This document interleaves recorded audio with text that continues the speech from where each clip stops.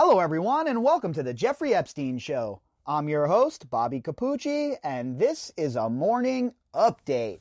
What's going on, everybody? So today we have an article from the Sydney Morning Herald, and this article is going to discuss the documentaries that have come out recently about Jeffrey Epstein and his criminal organization. Those documentaries, obviously, are Filthy Rich and Who Killed Jeffrey Epstein.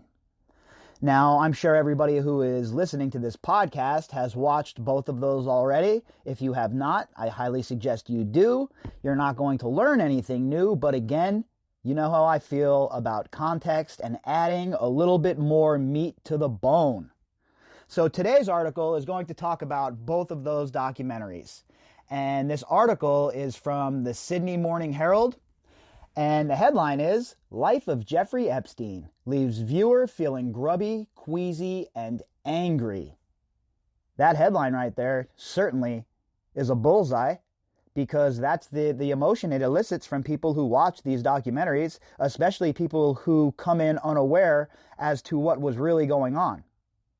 They watch these documentaries and their head starts to spin and they start to ask themselves all of the questions that you asked yourself when you first heard all of this. And the cycle continues. But now people are starting to become a lot more aware of exactly what Jeffrey Epstein was, exactly what Jeffrey Epstein and his co-conspirators were up to. And they are also becoming aware that, like usual, they have been misled by those in power. This article was authored by Debbie Enker. The life of billionaire Jeffrey Epstein, pedophile, was laden with luxury. He owned a multi-story townhouse in Manhattan, an apartment in Paris, a ranch in New Mexico, an island in the Caribbean, a private jet. Yet for all its opulence, Epstein's world was an ugly place. A corrupt and exploitive environment where girls were routinely sexually abused. Spending time in the world of the financier, pedophile, as two recent documentaries do, is likely to leave a viewer feeling grubby, queasy, and angry.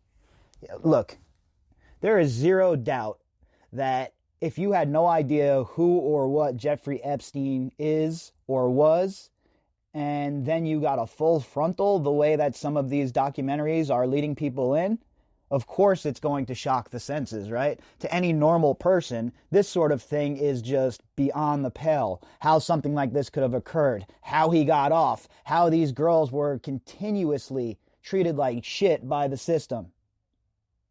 See, folks, because most people are decent, right? I refuse to believe that everybody or a majority of people out there are evil or just don't care or anything like that. I don't believe that. What I do believe is that people are caught up in their own lives most of the time, and they don't know what's going on around them if it doesn't directly affect them. So once they get hit in the face with something like this and their eyes open, I think most people care. And that's where, again, we have to throw a shot at the legacy media. It is their job to educate the masses about these kind of situations. It is their job to make sure the public understands just exactly what is going on and just exactly what is at stake.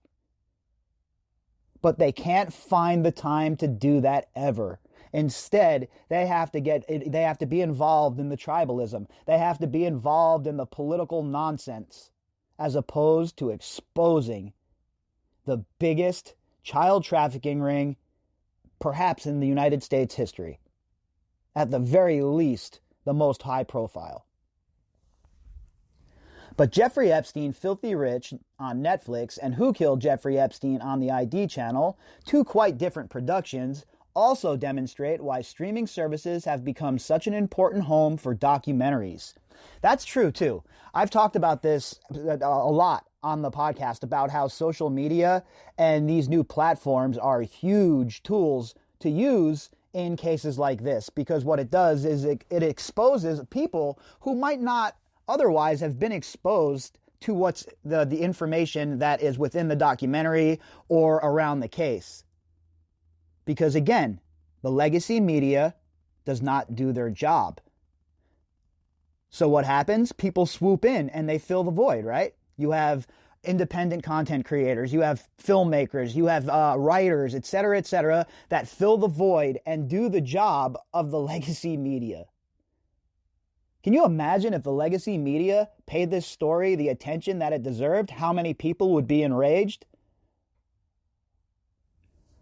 Epstein died in August last year, soon after being taken from his cell in New York's Metropolitan Correctional Center, the official verdict being suicide, allegedly. Yet his story lives on, and not just because the circumstances of his death have proved fertile ground for conspiracy theories. Well, let me ask you a question, okay? How is it a conspiracy theory to demand answers when none are forthcoming? How is it a conspiracy theory when two guards fall asleep while they're on duty? The camera is pointed at the wrong tier. The camera does not record what it's supposed to record. The evidence ends up missing. How is that a conspiracy theory? That is not a conspiracy theory. What we have here, folks, is a cover-up. The sordid story has a range of reliably intriguing elements. Sex, class, and powerful people. It's also about the protective cloak that money can buy. And again, when we talk about just scratching the surface, that is exactly what a statement like that is. Because sure, money definitely played a part here. Wealth definitely played a part here. But what really played a part was influence. What really played the biggest part, the most significant part here, was the peddling of information. Remember, the most important currency to these people is information. As both shows attest, the money man was a master manipulator who wormed his way into the upper echelons of business and society with well-connected English socialite, co-conspirator, co-abuser, Ghislaine Maxwell by his side.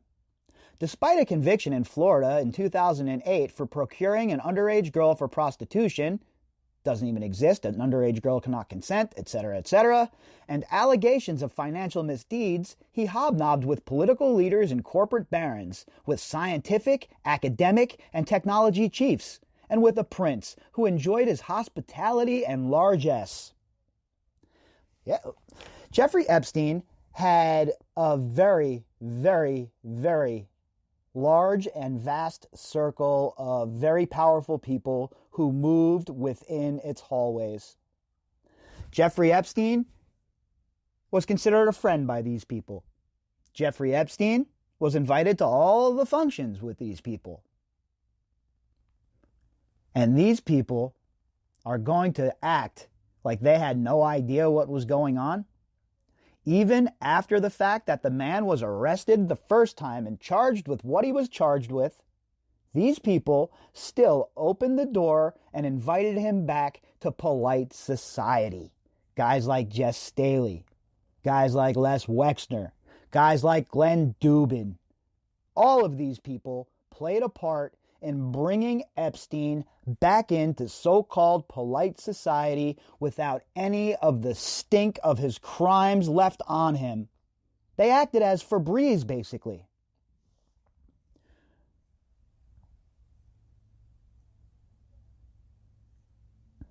Meanwhile, with the help of accomplices, including Maxwell, who disappeared after his arrest, he lured girls and young women to his home with offers of payment for massages, sometimes sweetened by promises of educational or employment opportunities. And that's the carrot that was always dangled, right? These young girls from disadvantaged homes, broken homes, bad situations. Well, the carrot that was dangled in front of them was, hey, we'll help you get a better job. Or, hey, we'll help you get educated. We'll help you get out of that piss-poor environment that you're in. But just, come along with us and do what we say. And of course, these young disadvantaged girls, they're saying to themselves, hey, this might be my out. I finally have a way to get out of this madness and make my life better. So they go with Jeffrey Epstein, they go with Ghislaine Maxwell, they go with Sarah Kellen Vickers, whoever it may be. They get to Epstein's house, and the grooming process begins. And before you know it, they think that that's just the way things are in that kind of environment, in that sort of society. So they just go right along with it, and that is exactly the Jeffrey Epstein plan. That is exactly the plan that Ghislaine Maxwell used.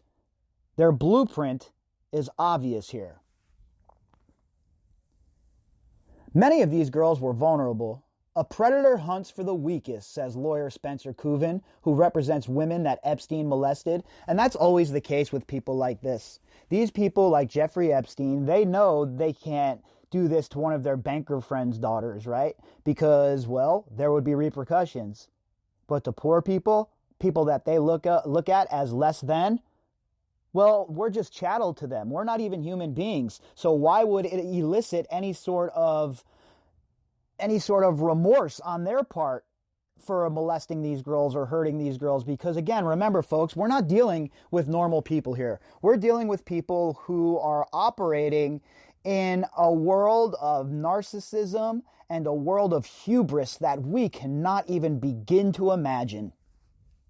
Inspired by the book by James Patterson, the aptly titled Filthy Rich succinctly illustrates the class divide with a bridge that literally separates the haves from the have-nots. And again, if you have not grown up poor, if you haven't grown up in the shadow of wealth hanging over you while you live in squalor, then you don't understand. I can't explain it to you. I cannot explain to you what it's like. But when you don't have anything and you see all of these people with stuff and then you have an opportunity to perhaps join their ranks, it is an opportunity that you cannot pass up. And these young girls, that was the dangling carrot for them. And it was a very, very powerful tool for Jeffrey Epstein and Ghislaine Maxwell. And it remains a powerful tool for these other networks that are still in operation, that are still being run brazenly. On the island of Palm Beach in Florida, the wealthy live in waterfront mansions.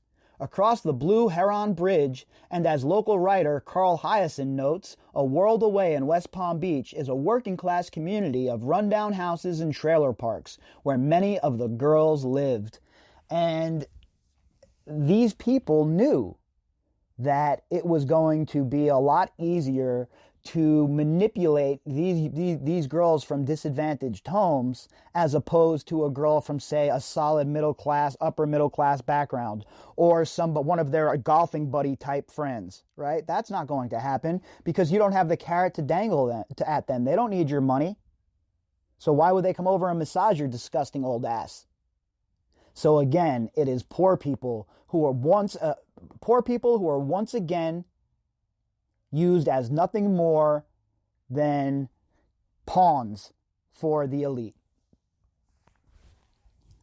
The documentaries differ notably in approach and style. Who Killed Jeffrey Epstein is tabloid TV fare that feels like it's yelling at you. It introduces itself with the narrator's declaration that this is the most twisted story of the decade, its true crime scenario presented in a blaring, breathless tone. Sensationalized, adorned with thumping music, featuring repetitive recapping after anticipated ad breaks and dramatized recreation sequences. When interviewees describe the dire conditions at the prison where Epstein was incarcerated, we are shown images of rats scuffling down a dank corridor. And again, folks, I don't buy any of that, by the way, okay? As bad as the MCC is condition-wise, it's not like this is a place where suicides are happening on a regular basis, especially where Jeffrey Epstein was being held. So don't let them push that narrative down your throat. It makes me mad when they act like suicide is just such a common thing at MCC. Sure, it happens relatively often in the federal prison system as a whole, but at the MCC, it's just not true. It's not something we see on a regular basis at the MCC. Made as a 3-part series for cable TV, but screening here at feature length, it charts Epstein's career in finance, the moneyed men he'd worked for, and network he built. It then moves on to the views about his death, airing theories about him being a spy and possessing audio and video recordings of people's indiscretions that could be used for blackmail.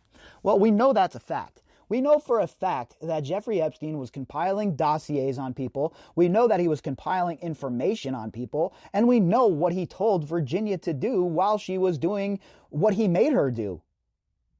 So we know for a fact that the whole blackmail angle of this is true. And we also know that he was not working in a vacuum. He wasn't just compiling these dossiers. They were doing something with them. And where this information going, where this information would end up, well, that is the $1,000,000 question. That is where the speculation comes in. But from where I'm sitting, there is only one possible answer to that. And my friends, it is a 3-letter organization that has its fingers in many pies.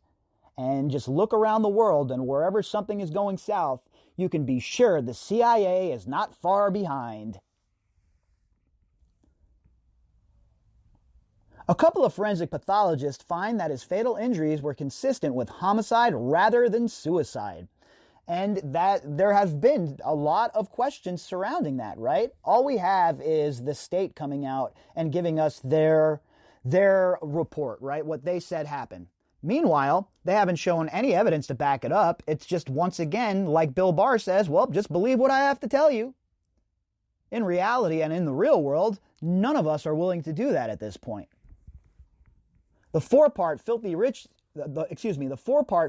features a range of people who do not appear in the other production, from women abused by Epstein to police, journalists, authors, and lawyers involved with the case. Directed by Lisa Bryant, it eschews a sensational tone as it quietly, clinically constructs its portrait. And the Filthy Rich documentary, as you know, a lot of it is testimony from some of the survivors. And that's what makes it such a powerful documentary, right? In my opinion, Filthy Rich was much better than Who Killed Jeffrey Epstein, and much more of a resource for people who are just getting involved with the case. So, as I've stated earlier, I believe that Filthy Rich most certainly did what it set out to do by being a basic entry point for people who have not really followed this case. A large part of its focus is on the women who Epstein abused, identifying them as survivors rather than victims. That's right, because that's what they are. They are survivors, not victims. And I'm glad that all these other outlets are starting to fall into line and starting to take notice of the proper labeling of these gals. They aren't victims anymore. They're now survivors. Courageous survivors who are fighting back with everything in their arsenal to bring justice down around the heads of these disgusting animals who abused them for so long and who were protected by the media and some in the government.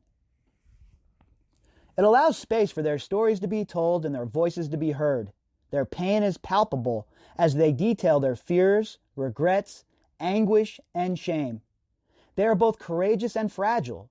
Some reveal lifelong damage.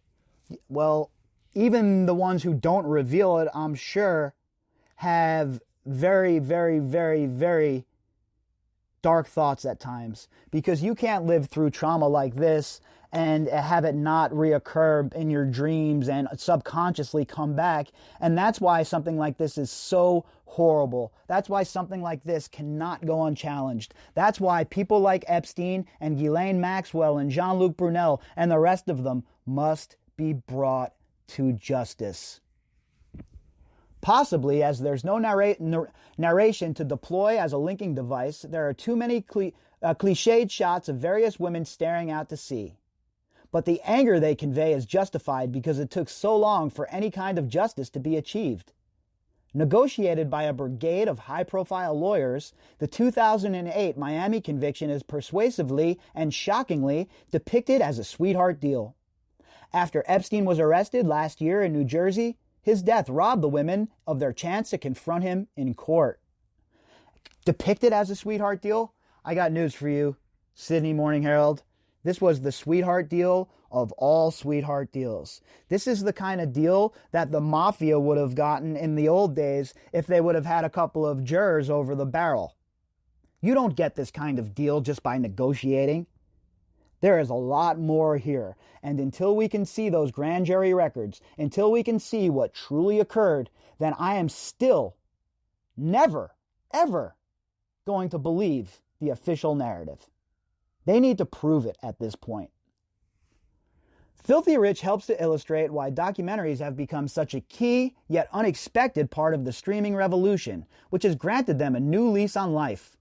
One of the early surprises of SVOD viewing patterns was not that people were flocking to big-budget showpieces such as The Crown, but the popularity of back catalog series such as Friends and The Office.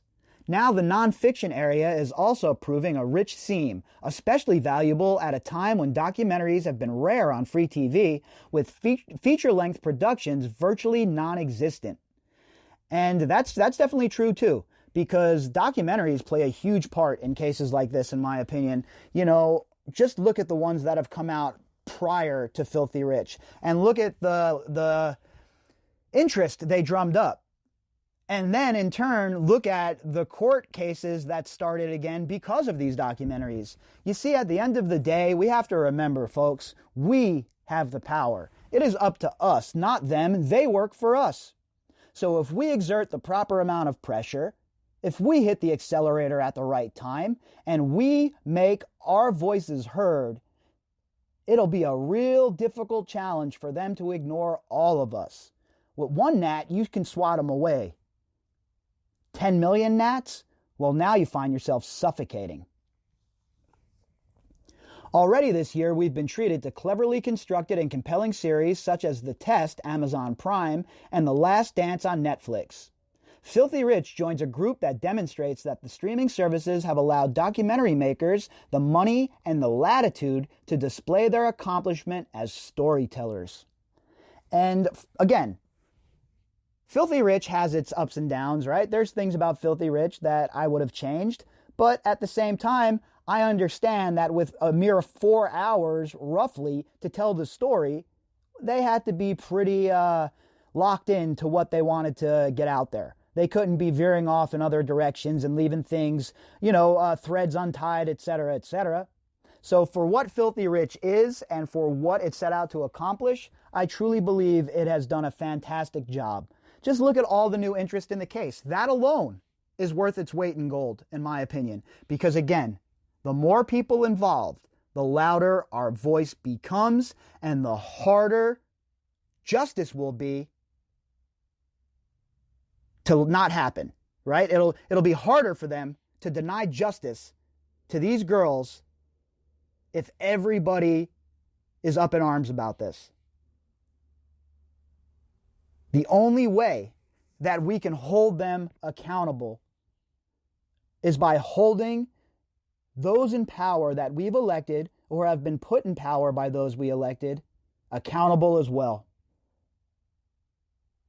And if that means voting out everybody who was ever involved in something like this, then I say that's what we do. Because personally, I would have a hard time voting for anybody ever involved with Jeffrey Epstein at this point.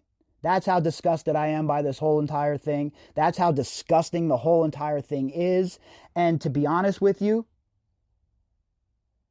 the look behind the curtain into the dark room of what is truly going on at the highest levels of power leaves me sick to my stomach.